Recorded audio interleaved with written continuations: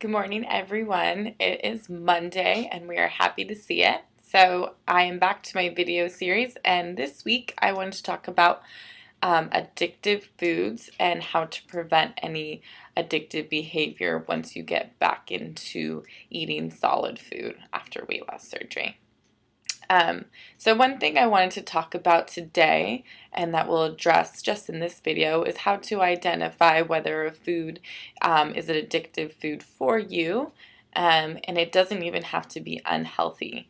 So the main thing is when you're shopping and building your meal plan, you should provide foods that you know will nourish you and make you feel good, but also not make you thinking like, oh, I wish I could have one more bite.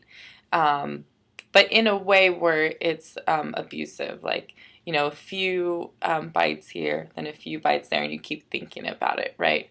When you're trying to get away from overeating behaviors, you want to make sure that you're eating foods that you're not constantly thinking of, okay? So for many people in the past, these used to be things like maybe chips or cookies or things like that. But it can definitely be some healthy foods. So what I hear most from people later on are, things like cheese or like a cheese stick, or maybe they're eating nuts or nut butters. So things that provide nutrition, and they might be high in protein, but they can eat a lot more of and also keep thinking about it, okay? Obviously, you want to make sure that you also keep foods out of the house, even in your maintenance, that they might be treats, but you constantly think about. So leave these foods to have once in a while, or find alternatives that are less addicting.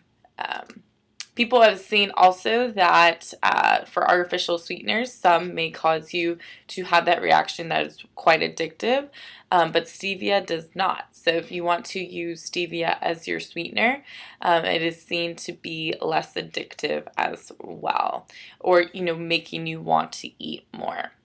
So those are the things that you want to look for. Is it when I take a bite, is it satisfying? Is it providing me nutrition?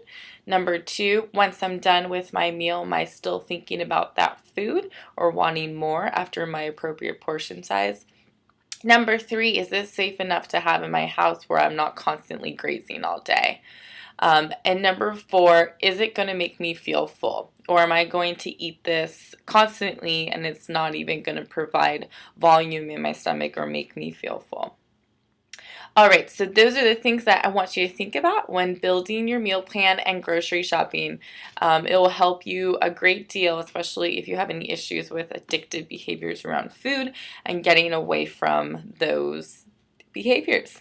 All right, so I will see you guys next week. If you have any questions based around this theory, or if you have any comments, post it to our Facebook, and I will see you guys next week. Thank you.